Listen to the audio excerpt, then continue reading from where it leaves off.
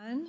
Thank you for joining us for the Assessor's Budget Meeting. It is June 5th, 2024. The time is 11 a.m. In attendance are Commissioners Matari and Duncan. Commissioner Brooks is excused. Are there changes to the agenda? Okay, public comment. Our one item is the FY25 budget review with our assessor, Mr. Kovacs. Commissioners, we have before you, I believe you have the spreadsheet of our budget that's been presented. I submit that to you, and I'm willing to sit for your questions. Can you go through notable changes? Notable changes? Okay, so I'm going to defer to my Chief Deputy Dyson. We did have our administrative manager who was unable to attend unexpectedly today. She's done most of the work on our budget for us. She's out ill, didn't want to cancel or reschedule a second time, so we are here. But if you have questions that we can't answer, we'll have to save those questions for a follow-up. But with that, I'll turn over the presentation to Dyson Savage. Good morning, Commissioners. I'll take you through our budget kind of tab by tab as it is in the Excel sheet. The first ones will be pretty quick. There's really only a notable change in our 46 fund under appraisal. So our admin department, we have no personnel requests this year. And we did some tuning on our budget in areas where we either weren't spending money or needed to move some money around. All in all, a slight increase to our A budget of $1,357 and a decrease to our B budget of $1,692 from admin. And just go ahead and stop me if you guys have any questions. Surveyor budget remained the same except for his A budget, which should reflect your normal steps and increases. We made no changes to his B budget. The DMV in Coeur d'Alene, very similar. The only thing that really changed notably in the DMV was that the travel is not handled by the county for DMV employees, and we had that budgeted before when we didn't need to. So we go ahead and removed that funding. We put some more money into equipment repair as we had some things pop up this year in regard to Q sticks and some of our queuing technology. So we went ahead and increased that. And there is a slight increase to our contract, as was covered in our change to the new queuing software. The commissioners approved that earlier this year. Yes. The DMV Post Falls, the biggest change is that we are not including the $20,000 we had for non-capital improvements as those improvements were made this year. We don't imagine that to be recurring. Our biggest budget, our appraisal budget, you'll notice that there was a $12,000 increase to the budget. The majority of that comes from computer software and maintenance. And computer software and maintenance, that's the XTR contract that we have year over year that was approved. So that'd be contract modification 4. And then the majority of the other costs in that budget are carrying over. So our Marshall and Swift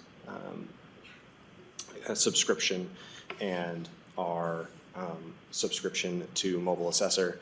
We're keeping that in the budget for the time being as we're in the process of exiting that contract. So we don't want to take anything out of that budget until we're actually out of the contract. The other noteworthy thing is our capital request. We are putting in a capital request of $40,000 for this next year for a new vehicle. Our Jeep that we have in our fleet is on its last legs. We're not sure if the repair is going to be worth it in terms of the expense versus buying a new vehicle. So we thought we would put aside that money to add a new car to the fleet. We should have some excess funds out of here this year to buy the truck that we were hoping to buy before we kind of reoriented ourselves on the budget. But we need something that's able to get out there for our timber and ag appraiser as well as haul and ATV, and we don't have anything in the fleet currently that can do that. So we'll be buying that out of our excess funds this year. Excess restricted funds or tax dollar funds? I think we'll have to have that discussion when we bring it in front of you for the purchase of the vehicle. Okay. It would be from their Fund 46 budget, so when he says excess funds, I believe he's referring to not spending everything they have budgeted in Yeah, their budget for this year, so if they have enough in some line items from their B budget, we could reallocate to their C budget, and if they don't, we would use their Fund 46 restricted fund balance. And then are we using the Fund 46 for the vehicle that's requested in FY '25? Right now, yes, it's budgeted that way. Okay. Right. I probably have a couple more questions, but I'll let you go. Yeah, with the exception of the appraisal tab, it looks like your total increase is about 44,000 and just under 500 with all of your asks, with the different departments. The appraisal one the total is 273. Now, that includes salaries, but I'm just curious, are you fully staffed right now under the appraisal tab? Because there's an 11% increase. Commissioner Matari, just real quick, I had sent you a new spreadsheet this morning, did you get it? Yes, this is the one. I was Oh, okay, looking that's at. the new one, okay. Yeah. Yeah, does that line item just include the COLA and the steps? Which line are you looking at? Looking at line 22 on the sheet, but what, 7003? Yes. Yeah, so the increase in the regular staff salaries, that is going to be anybody's COLAs and steps, and then any changes that you approved for them at HR meetings this year. Gotcha. Which I would have to go back and look at what those all have been. But that is what would cause that line to increase. So, well, there's no COLA right now, right? Or do you have Correct. one built in? No, the line, the increase you're seeing in 7003 right now, that's reflective of the COLA in 2024 that was approved. So the increase from 24 to 25 is people getting their steps, also at that higher COLA rate in 24. Does that make sense? The 188,000. Yes. So, okay, so there's no additional staff. This is all just COLAs and No additional and staff. Yeah. steps and so forth. Okay. And are you fully staffed right now We with? have 3 vacancies and 3 appraisal positions that are vacant. Sorry, two appraisal and one mapping. Okay. 2 appraisal and what? And one mapping. And how many positions total For appraisers, for on this tab? You have, this is the appraisal tab. I believe we have a total of 70, I want to say 72, but I don't see the number on here. The number of positions won't be on there, Bayla, so it would just be, do you know how many staff you have in your appraisal department? 17 appraisers plus a manager, that's for residential. Staff of 9 in the commercial specialized. I'm going off of memory, I want to say it's 8 or 9 in the land records and mapping division. We have, Should be in the revenue budget, right? That's a different tab. Yeah, I'm just only concerned Only- with the appraisal one. Yeah. Yeah, I believe that's just specialized in residential. yeah, specialized in residential. So commercial and residential, or, Commercial specialized is one division, and then residential is a separate so division. the 18 and 9. Okay. So I believe, I ran a position budget report for all the assessor departments. So the residential appraisal department has 22 positions in it, and that is appraisers, business intelligence analysts, training appraisers. Yeah, I did not. Does that sound right to you? Yeah, and I did, the numbers I gave you, I was thinking appraisals and Okay. not business intelligence, but yes, we would, they're technically in that budget, so. That would be the residential, and then specialized appraisal division has 8 positions in it. And then I see you have a $60,000 increase for computer software maintenance. Is that it? What is that for? That's coming from the XTR contract modification 4 that we presented to you. So that was those additional hours for the project we're undertaking with XTR. currently. You know, I don't seem to recall getting like meaningful updates on this, and this is one of the things that I kind of asked for. because it's a lot of money. And we just want to make sure that things are moving in the right direction. I don't know how much the XTR contract affects the assessor's office, the treasurer's office, but I see a lot of emails flying around with the treasurer that seem to have a little more friction in them than they should be. And so I want to make sure that if we're spending money with a company that's going to help solve some of our software problems, that we're working together with all the different departments to fix these problems, that we're not operating mutually exclusive and just saying we need money to fix these problems. And if you don't give us that money, we're not going to be able to fix the problems. Because I want to see, people working together and getting this resolved and behind us. There needs to be an end date, largely, of when we have the bigger issues behind us. The reason you're getting copies on the emails is because, and I'm actually adding the words, consider this an update, Bruce. Update to what? And so you are getting updated on emails, but it's a very fluid situation. I don't know what you mean by friction, and I'm not asking for you to elaborate on that right now, but we are having meetings. We are involving the treasurer's office in the areas where it does impact them. At my request, Kootenai County recently reformed a steering committee for the computer system. I recommended that we reinstate that, involving the clerk's office, the treasurer's office, the assessor's office, and IT. My understanding, that's been going, I believe they meet once a month. Yeah. If I may finish. They meet once a month, and my understanding is there was going to be a scheduled update meeting by the steering committee. The steering committee the purpose of that is to work together, is to bring the departments together to work to the mutual interests. Yeah, I know And all so that. The I know objective that. was, individual members of the steering committee were to come before the board and to give updates. And I'm not sure why that didn't happen, but I will look into it. Yeah, because, what I don't want to be put into a position of is requesting that the board start forcing people to come before it by saying, we'll give you $10,000 at a time, and that you're not authorized to spend more until we hear more. I think that's only fair. I mean, at this point, we're trying to treat people like adults, give you the money you need to fix your problems, request respectfully that you come before the board to give us updates. And if that can't happen, then I will certainly lobby the balance of this board to start restricting the amount of money that's allowed to be spent until you come before the board and give us an update. Because it has been a couple of months. I do remember you getting the steering committee together. My initial feedback from people was that it was a good idea and that people were actually able to work together. But we haven't really heard anything since. And there's been very little, and the track record has been not actually making it a point to follow up with the money. Because I've asked, it's not a perception, it's a I will reality. acknowledge that is your perception. No, it is a reality, Mr. Assessor, it is, okay? We You agree to show me the disagree. meetings where you've come before the board to give us updates on how the money has been spent with FTX, and I will happily recant that.